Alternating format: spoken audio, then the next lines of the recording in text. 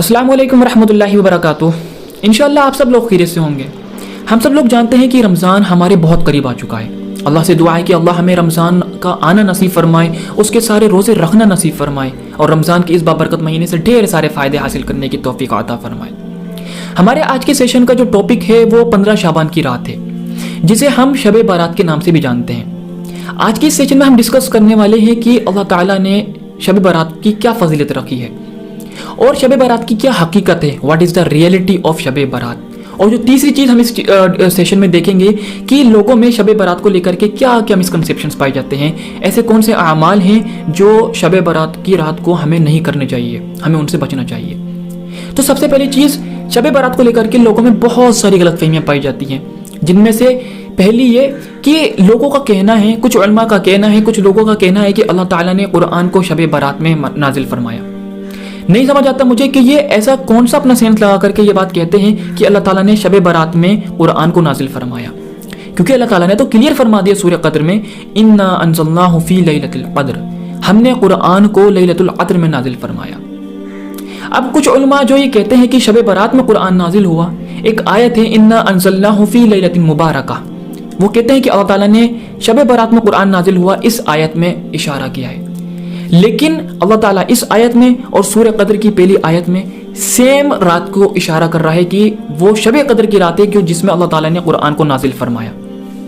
दूसरी चीज़, लोग कहते हैं कि अल्लाह ताला साल भर के जितने भी सर अंजाम देने हैं, किसका कहाँ निकाह होना है, किसको कहाँ से रिज़्क़ मिलेगा, किसका कहाँ इंतकाल होगा, दुनिया भर के सारे जो सर अंजाम दिए जाते हैं अल्लाह ताला उनका फैसला इस रात को कर देता है। अल्लाह ताला ने क्लियरली फरमा दिया सूरह क़द्र में, तनज़्ज़लुल मलाइकतु वर्रूहु फ़ीहा बिइज़्नि रब्बिहिम मिन कुल्लि अम्र, और दुनिया भर के जितने भी सर अंजाम देने होते हैं अल्लाह ताला इस शब क़द्र की रात में फरिश्तों के हाथ में वो लिस्ट सौंप देता है कि ये काम इस साल में होने हैं, ना कि शब बारात की रात को। तीसरी चीज़ जो लोगों में गलतफहमी पाई जाती है, हमने देखा होगा कि इस रात को नई नई रसूमात निकल रही हैं, तरह तरह की मिठाइयाँ बनती हैं, हलवे बनते हैं, सूजी के हलवे बनाए जा रहे हैं, चने की दाल के हलवे बनाए जा रहे हैं। किससे साबित है ये? अल्लाह के रसूल से, सहाबा इकराम से। ये काम तबे ताबेईन ने किए, ताबेईन ने किए, किसने किए ये काम? हमने किसको देख के ये रसूमात करना शुरू की? ये सारी की सारी गलत फहमियां हैं, हमें इन सारी चीज़ों से बचना चाहिए। अब हम अपने सेशन के दूसरी ओर आते हैं कि अगर अल्लाह ताला ने शब बारात की कोई फजीलत रखी है तो ऐसे कौन से अमल हैं, ऐसे कौन से काम हैं जो हमें इस रात को करना मुनासिब हो सकता है। देखिए, सबसे पहली चीज़, शब बारात की फजीलत को लेकर के जितनी भी अहादीस मौजूद हैं वो सारी की सारी ज़ईफ़ अहादीस हैं, लेकिन उनकी तादाद इतनी है कि अगर उनको मिलाकर के इकट्ठा किया जाए तो वो हसन दर्जे तक पहुंच जाती हैं। तो अगर ये कहा जाए कि इस रात की कोई फजीलत ही नहीं है, इसके बिल्कुल अगेंस्ट हो जाए तो ये भी मुनासिब नहीं होगा। लेकिन आप इसको इतना ज़्यादा बढ़ चढ़ करके मना रहे हैं लाइक अ फेस्टिवल, और नई नई रसूमात और नए नए काम ऐसे कर रहे हैं जो अल्लाह के रसूल से, सहाबा इकराम से, ताबेईन से, तबे ताबेईन से साबित नहीं है, वो भी सही नहीं होगा। तो इस रात को उलमा इकराम बताते हैं जो कहते हैं कि शब बारात की फजीलत है। अगर जो स्पेशल रातें होती हैं जैसे शब क़द्र की रात है, हम उसमें क्या करते हैं? अल्लाह की इबादत करते हैं, हम उसमें नवाफिल पढ़ते हैं, तहज्जुद पढ़ते हैं, कुरान पढ़ते हैं, ज़िक्र व अज़कार करते हैं, अल्लाह से तन्हाई में बैठ करके दुआएं करते हैं। आप सेम थिंग्स आप इस रात को कर सकते हैं, सही चीज़ वही चीज़ आप इस रात को कर सकते हैं। आप कुरान पढ़िए, आप कुरान की तिलावत कीजिए, आप ज़िक्र व अज़कार कीजिए, अल्लाह से रो रो करके मांगिए, अपने मसले हल कराइए, नवाफिल पढ़िए।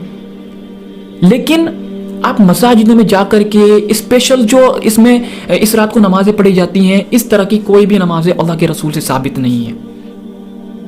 आप ये याद रखिए कि अल्लाह के रसूल फ़र्ज नमाज के अलावा जितनी भी नमाज़ें पढ़ा करते थे वो सारी की सारी घर में अदा किया करते थे। दूसरी चीज़, 15 शाबान के रोज़े को लेकर के उलमा इकराम में इख्तिलाफ पाया जाता है कि 15 शाबान का रोज़ा रखना चाहिए या नहीं रखना चाहिए। तो देखिए, अल्लाह के रसूल, एक हदीस में आता है कि अल्लाह के रसूल 13, 14 और 15 तारीख का रोज़ा रखा करते थे हर महीने का। अब शाबान के महीने में भी अल्लाह के रसूल ने इस हदीस के मुताबिक 13 शाबान, 14 शाबान और 15 शाबान का रोज़ा रखा होगा। तो अगर कोई 15 शाबान का रोज़ा रखता है तो जो उलमा इस चीज़ से इत्तिफाक रखते हैं कि 15 शाबान का रोज़ा रखना चाहिए तो उसको नहीं रोकना चाहिए, वो रोज़ा रख सकता है। लेकिन कुछ उलमा का ये कहना है कि 15 शाबान के रोज़े की कोई फजीलत नहीं है। तो आप पर डिपेंड करता है कि आपका दिल क्या कहता है। آپ کتنا علماء سے جو ہے متفق ہیں، ان سے جو کہتے ہیں کہ 15 شعبان کا روزہ رکھ لینا چاہیے، یا پھر ان سے جو 15 شعبان کے روزے کی کوئی فضیلت نہیں بتاتے ہیں؟ تو یہ آپ پر ڈیپینڈ کرتا ہے کہ آپ کو رکھنا ہے یا نہیں رکھنا ہے۔ تو یہ کچھ اعمال ہیں جو ہمیں 15 شعبان کو ہم کر سکتے ہیں، شب برات کی رات کو کر سکتے ہیں۔ اور کچھ مسکنسیپشنس کہ اللہ تعالیٰ نے قرآن کو شب برات میں نازل فرمایا نہ کہ شب قدر میں، بالکل غلط ہے۔ اللہ تعالیٰ سال بھر کے سر انجام اس دینے کا جو فیصلہ ہے اس رات کو کرتا ہے، شب برات کی رات کو کرتا ہے، بالکل غلط۔ اللہ تعالیٰ شب قدر میں کرتا ہے۔ جو نئی طرح کی رسومات چل رہی ہیں، حلوے بنانا، یہ سارے کے سارے اللہ کے رسول ثابت نہیں ہیں، ہمیں ان سارے کاموں سے بچنا چاہیے۔ اللہ سے دعا ہے کہ اللہ ہمیں اپنے دین کی صحیح سمجھ عطا فرمائے۔ آج کے سیشن میں اتنا ہی۔ السلام علیکم ورحمۃ اللہ وبرکاتہ۔